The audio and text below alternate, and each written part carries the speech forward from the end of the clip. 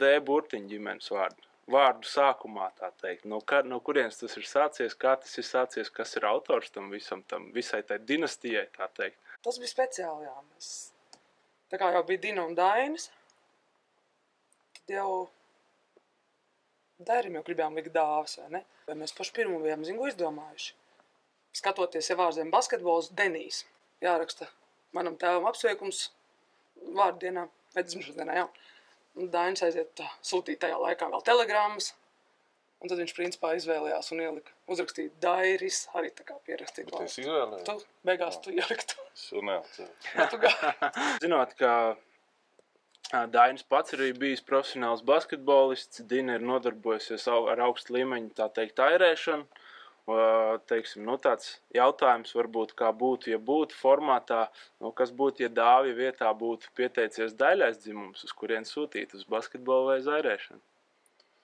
Es jau domāju, ka tas basketbols tur ir neizbēgams, jo tie apstākļi mums bija tādi, kādi viņi bija, un Ruenā arī meitenes trenējās un spēlēja basketbolu dēļ, protams, aizgāja uz Rīgu, jā, lai spēlētu augstākā līmenī. Tā kā iespējas būtu bijuši arī meitai. Bet Ruenā jau nav tā īsti. Tā nopietni jau Ruenā ir tradīcijas labas basketbolu. Kā jūsu dēliem bija? Viņiem, kurā brīdī viņi tajā basketbolā tiešām iemīlējās? Kas bija tas viens faktors, kad jūs sapratāt, ka viss tur ir mīlestība, tur ir atdeve un tur viss ir skaidrs, kas bija tā lieta?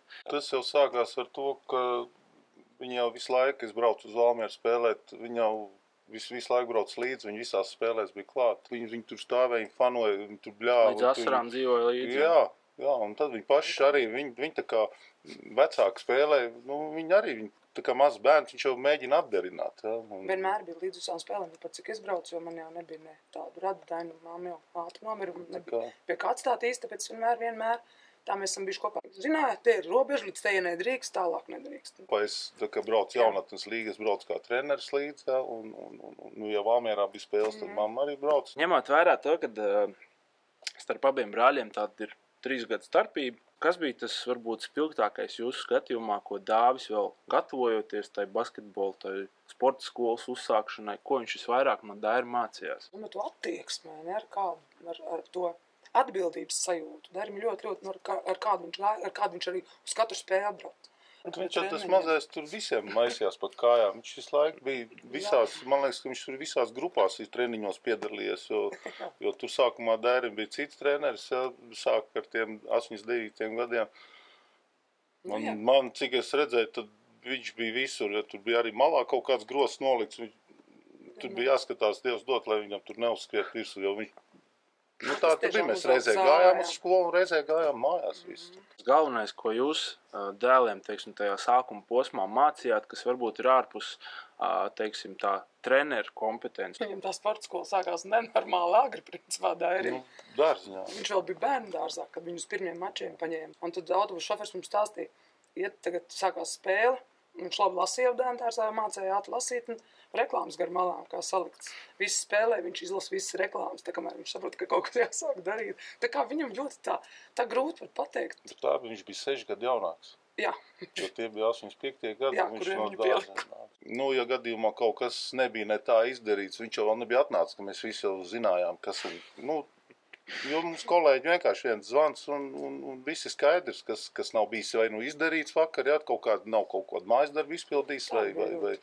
Bet tas bija ļoti maz, un viņiem ātri aizgāja tās mācības, un tā, kad tu jau sāc jau tā kā automātiski, ja, ka tu, cilvēks nevis iekaļ, bet viņš zina, ja, un tad tas ir tā vieglāk. Un es domāju, ka tas viss, ka viņam neļāva, ka viņam nebija iespējas no tā ceļa nekur noiet, ja, vai palaisties un kaut ko neizdarīt, ka tas, dzīvē viņš aiziet pēc tam automātiski. Pēc tam mēs tādu esam runājuši kādreiz, un tā ir saka, viņš jau kā mazīt šāds cītīgs, viņš saka, un pēc tam jau, kad jau es paaugos, viņš man tā kā ir tā atbildības sevi, un nevis, kā, es nevaru tā vienkārši, dabūšu 6 vai 5, viņš, kas tas tāds ir, tā nevar būt, viņš jau gāja ar tādu domu, ar tādu apziņu, tad viņš, kaut kur tas viņam ir iekšā tā. Tu nevar šodien strādāt ar pilnu atdevu, un tad labāk nedara, tad ej mājās. Dāvis ir kā 3 gadi jaunāks, bet tomēr ārzemju pieredzi guva 3 gadi ātrāk nekā Dairis.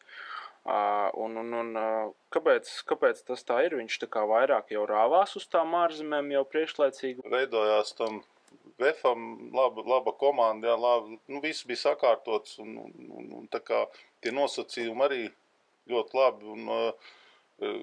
It kā te VEFā nemeklēja uzreiz nekur skriet. Dāvim iznāca tā, ka beidzās tā vidusskola. Pat ne vidusskola, kā palika, bija iespēja trenēties tajā braukt uz Sloveniju. Latvijā vienīgais variants, jo Latvijā nebija individuāli, viņam barons draudēja. Mums bija vienošanās.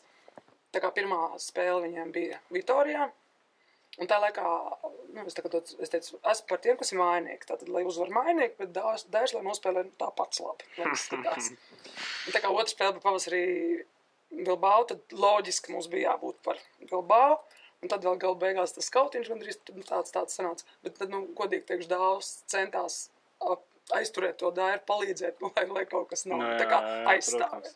Dairs viņam sacīja, un ko tad tu būtu darījis, ja tu būtu viņam piegājis klāt? Dāvs, kas tad brīdī to nedomā. Šogad mēs vairāk tā kā pa Bilbao, jo viņi tur uz tās robežas, jo Kuči ir tā kā jau iekšā, mēs redzam, un tā kā tā. Mēs kaut kā tā vairāk, lai... Tam, kuram vairāk jāpiepalīdz morāli. Jā. Bet atšķirīgi jau, cik viņam 2 spēles sezonā viņi spēlē savā starpā. Tas ir, ja neskaita play-offos, ja tiek. Tā kā, pārējās mums ir jau tā, protams, gribās, tā kā Dairs teica, ka, es varu labi nospēlēt, bet komanda zaudēja.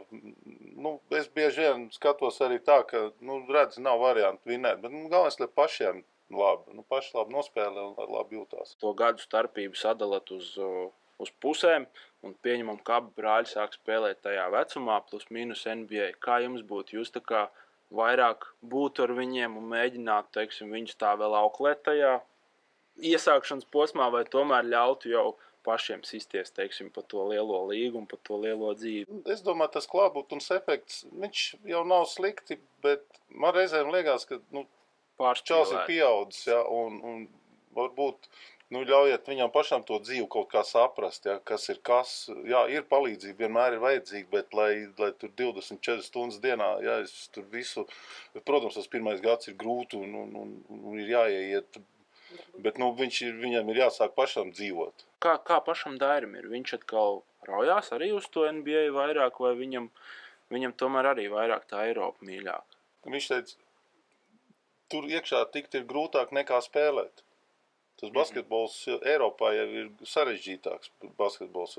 Amerikā viņš tomēr ir vienkāršāk, bet iekšā tikt tur ir... Otrs jau, kam ir vēl, tur tomēr kaut kādiem augumiem jābūt. 1,93 m, tur pilns ir. Kā vecāki domā, kurš būs pirmais no brāļiem, kas debitēs NBA? Tas, laikam, ir domāts jau ārpus vasaras līgas jau lielajā. Kā vecākiem pašiem liekas? Šīs ir tās lietas, ko nav iespējams prognozēt. Tā kā es nekad neprognozēju spēju rezultātus. Mēs kā tādi īsteni sportisti. Nekad nevajag neko teikt skaļi. Tā, kad kā būs, tā būs. Jā, mums šodien skatītāju konkursiņā ir šāda te lietiņa parādīšu uzreiz. Tas ir ASK Rīga, laiku krekls ar uzvārdu Bertāns uz muguras. Spēlējuši abi 2 brāļi ar vienu šo formu, tā kā šis ir 2-1.